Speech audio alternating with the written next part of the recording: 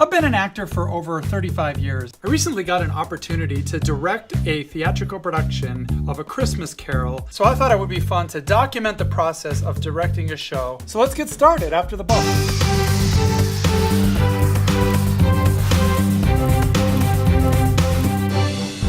I'm Doug Fall, your Augmented actor, helping you augment your acting career with tips, tactics, and tech.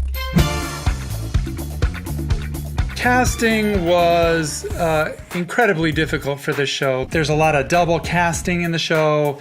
There's a lot of tracks that have been tried with different combinations of characters over the years. And the artistic team who's done this show before, they have a set way that they think the show works best as. So we tried to cast according to that actor track that they had already established. But it made it very difficult. There were some actors that were good in one of those characters of a track, but not so great in another area of a track, and ages varied considerably. And then you have to consider actors' availability, their conflicts, and whether or not they actually accept the role.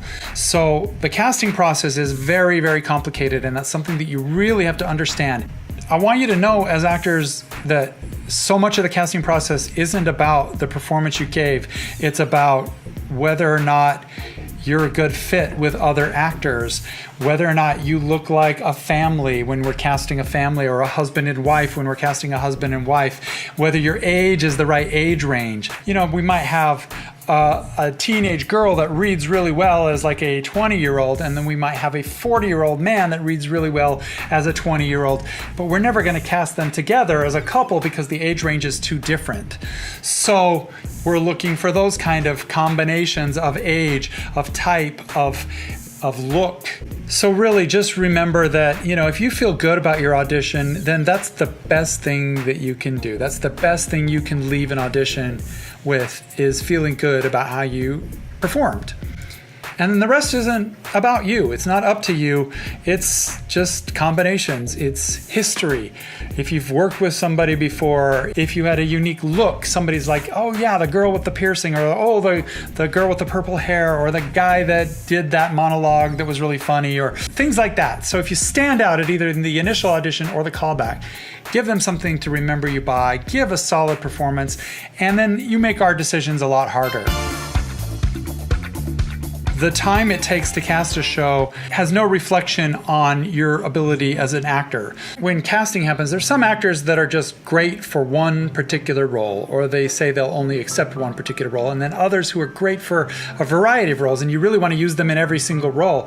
I had a few actors show up to this audition that were just excellent in every role that they read for, but then I got to pick which role are they going to be best as, and sometimes it's not the best role for them as an actor, but it's the best role for me too. And usually the show is cast right after callbacks. The director, the music director, the artistic director, and anybody else involved in casting sits around a table, and they just go over and they throw out names and combinations.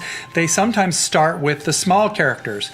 Who can sing in the quartet, alto, tenor, bass, soprano? They might be right for like a lead role, but we need them in the quartet, because we only have so many voices. Sometimes you'll start with a smaller character or the kid roles in the show, and then you'll cast the adults based off of who was cast as the kid. Casting the show after the fact is really a challenging process. There's a lot of puzzle pieces that need to go together. A lot of whether one actor gets a role depends on whether another actor is cast in the opposite role and whether they accept that role. So sometimes the casting process takes a couple weeks or a month even. We have to send out calls to the initial group of actors. Their acceptance of a role will trigger whether another actor gets cast in a different role. So once you've finished with the audition and the callback, just let it go. And just hold your horses. They'll get back to you. As actors, you want to play all sorts of roles. So if you are a newer actor and you want to get acting experience, definitely look for the smaller community theaters, the semi-professional theaters, the church theaters, the school theaters. Anytime those shows are casting, show up, do your best job. Your chances of getting cast are so high because These theaters don't often draw a large number of people, so there's not a lot of competition. Even if you're a really good actor and you don't quite fit a role, go to the audition anyway, because sometimes you will convince the director to change the role completely. I really wanted to cast every single person that came through the door.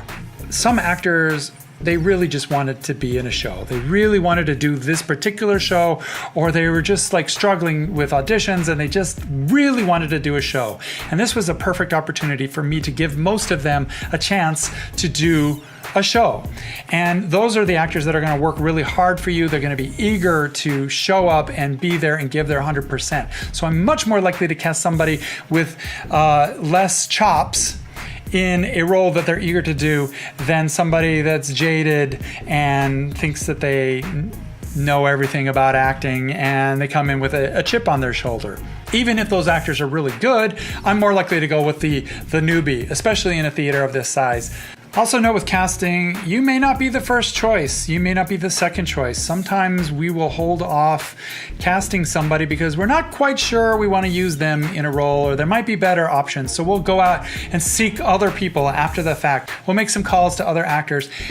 And sometimes it just boils down to no one's available or no one's interested in doing the show. So then we offer it to you anyway. So even if you're not quite right or you're not quite the director's vision for a show, you might still get cast in the show. So it's always worth your time to show up to an audition and do the best you can. And if you work for a theater company, sometimes you don't even need to audition. There were a lot of roles that we couldn't cast from the people who showed up. You know, we might need a young boy who's of a certain age range, and we didn't have anybody show up for the audition. So the casting director, the director, they throw out names. We ask people to submit tapes, and we'll watch the tapes there together.